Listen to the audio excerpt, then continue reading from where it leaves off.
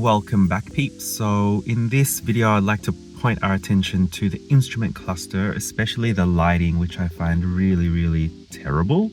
I think it's super unclear, especially when it comes to this time of the day where the sun is either just coming up or going down, and you really can't get a good contrast of the instrument cluster lighting. I mean, right now this looks really good and my phone is probably going to enhance the lighting, but this is with the stock bulbs, which are not LED.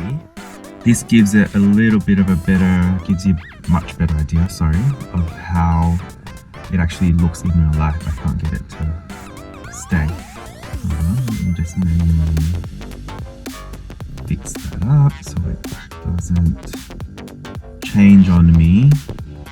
So in real life, that's what it kind of looks like. So that's definitely a much better representation of how everything is.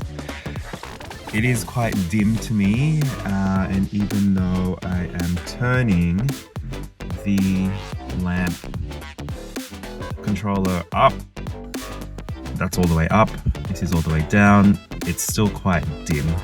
And I'm pretty sure we can fix that with using LED bulbs, so I'm going to do that right now. To remove the S15 instrument cluster, it's really simple. There are these two screws up in here, they're just Phillips heads, so you want to remove those, and then that trim surround comes out. So I've got rid of those two screws up there, and then you kind of just yank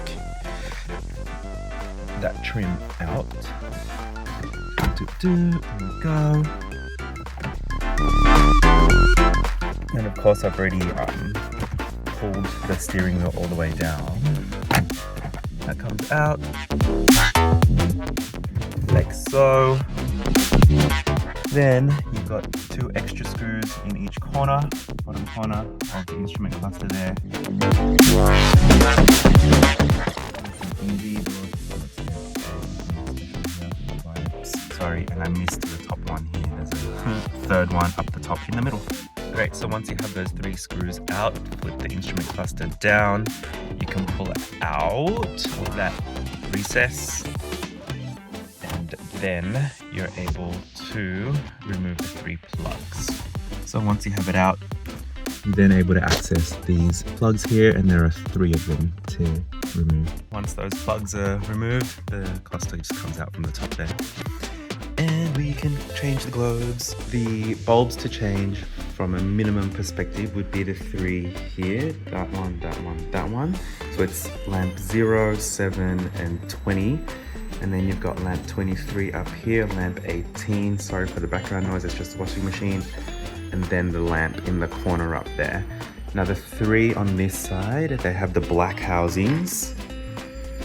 And then the three here are brown. I do have some extra LED globes there, so I'll fill those in with the warning lights and stuff afterwards to see what they look like on the warning lights. But those would be the ones, so 6 at least, to fill the gauges. So it's super easy to change these out. Literally just pull the halogen ones out and stick the LED ones in. I think there was an extra globe housing in mine, so I put that extra one here. I had lamp 7 there with a brown housing, so I've just put that there for the fog light warning light, which is handy. But the ones that I ended up changing were that, and that. So basically all the black ones. I think this one's meant to be black as well, but it's brown on this one, but that's fine, it works. Great, so with everything back in, this is how it looks now. Ooh, there's the fog light one. That's nice and bright, which is good. So let's see how the rest of them turn out. Just turn that on. Headlights. Okay. So I think there's a couple there that haven't been put in correctly. That gives you a better idea of how it all looks.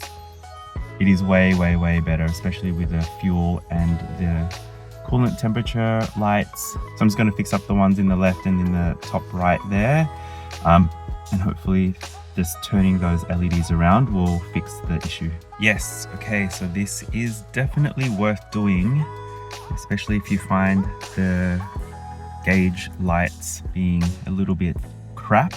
I would definitely do this upgrade. It's really easy and it's super cheap, and you can see those numbers are standing out way nicer now compared to what it was before. So I have fixed the exposure, and you can definitely see from the footage at the beginning that this is very much improved, and in that tricky time of the day as well, where the sun is coming up or just going down, that's when I could never really see the numbers.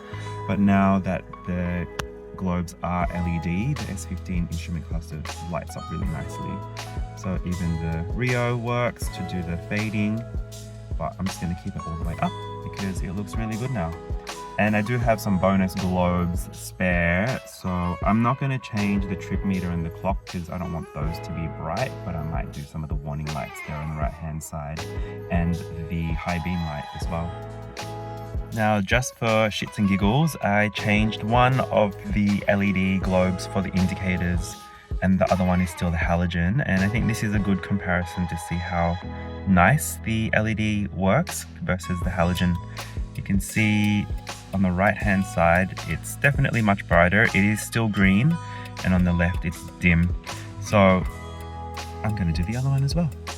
Happy days. So this is how everything looks when everything's on. Let's do the fog light. Oh. Let's do that. I think my fog light wiring has come undone, but you can see everything still looks really good there.